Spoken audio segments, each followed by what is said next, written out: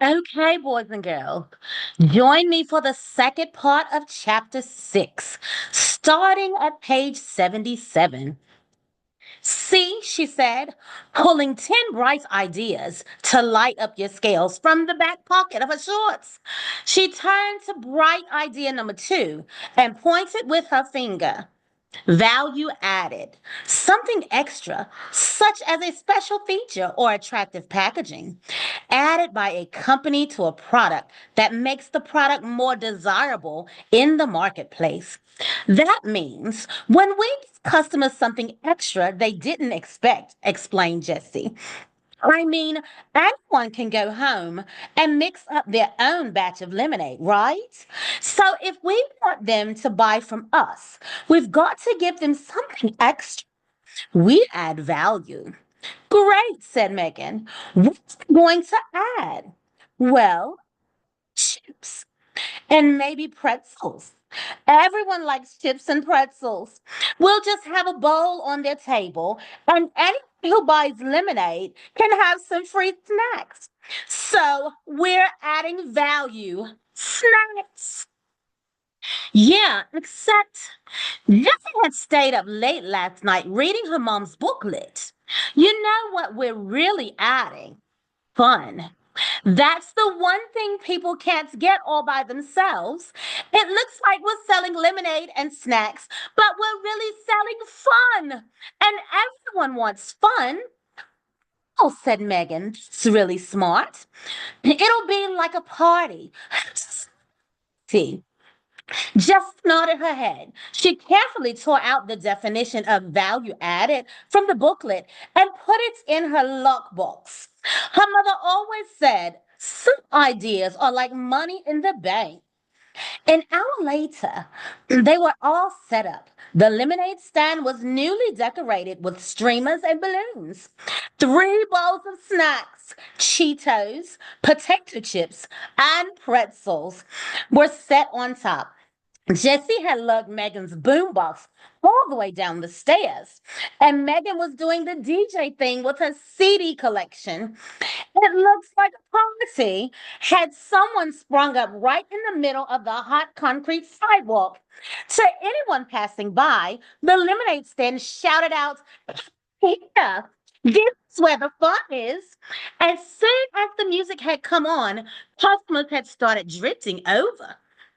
One of the moms across the street set up a sprinkler in her front yard, and soon all the kids in the neighborhood were running through the sprinkler and grabbing handfuls of Cheetos.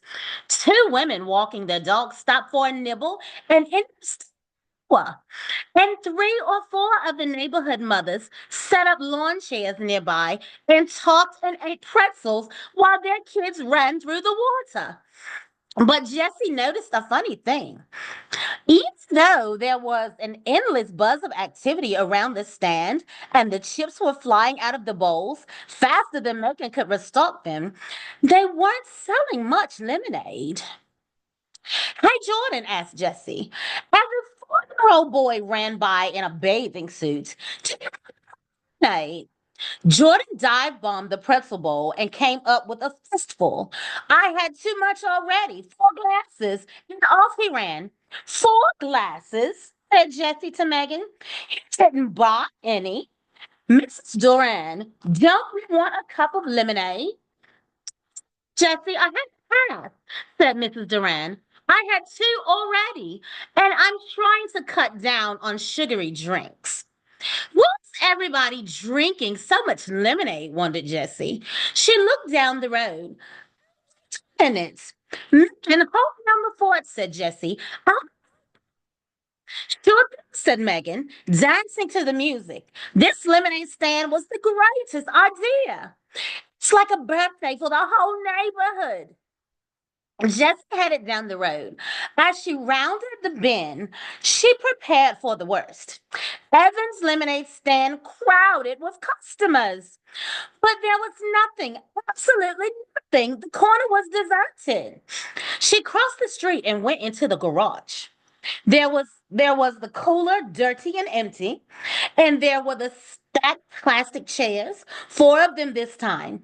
And there was Wait a minute. Those were new signs.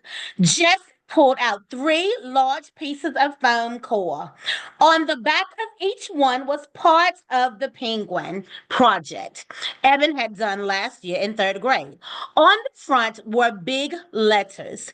Slow down. Cheapest lemonade in town ahead. Yesterday's prices, today's lemonade. You won't believe your eyes. Cold lemonade, just 10 cents a cup.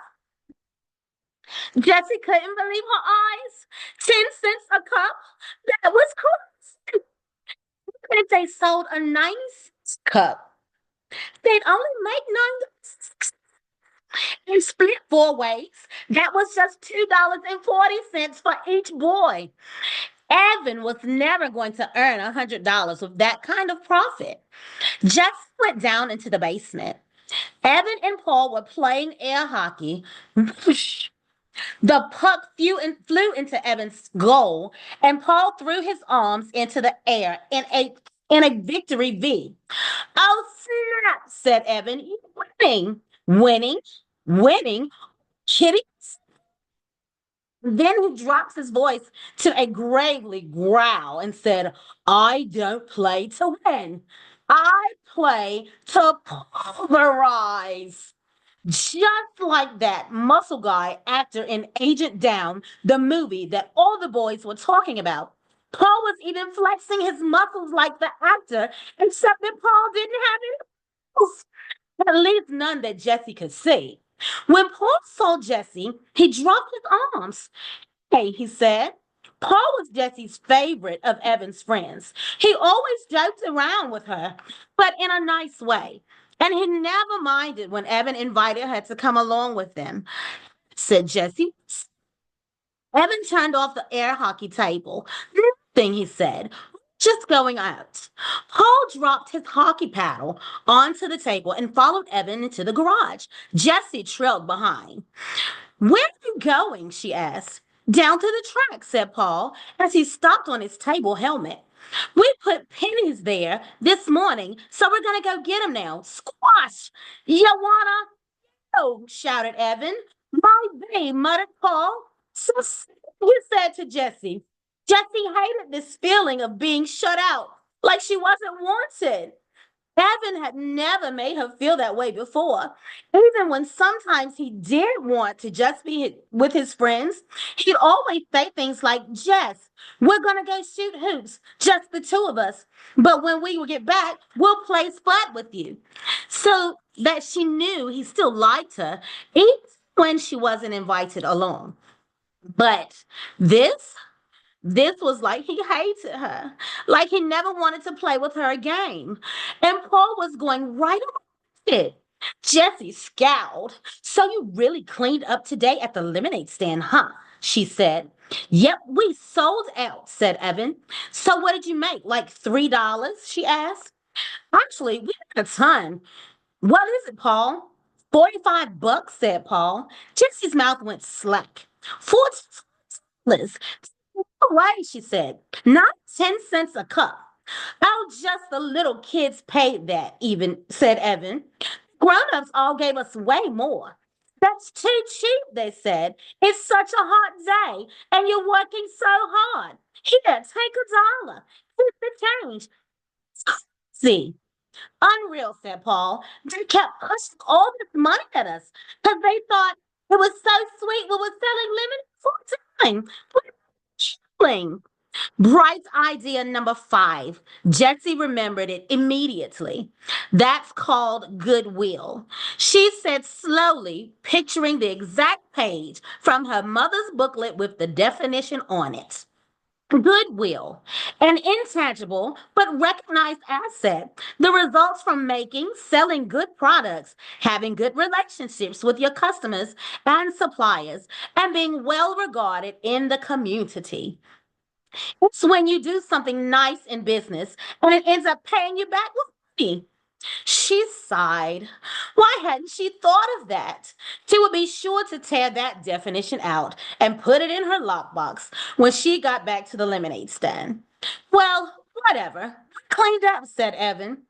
Even so, said Jessie, trying to find some way to prove that Evan had not had a good day selling lemonade. You had four people working the stand. So if you split $45 four ways, that's only $11.25 each. Which is still way more than I'm gonna make today, she thought, since the whole neighborhood has already filled up on cheap lemonade. We're not splitting, said Evan. The guy said I could keep it all. Right, said Paul. All for a good cause. That's not fair, said Jessie. Sure it is, said Evan as he got on his bike and pushed off. She didn't know. That's what it's like to have friends. Evan crossed the street. Ouch, said Paul. TTFN, Jess. He followed Evan. Jess was left standing alone in the driveway.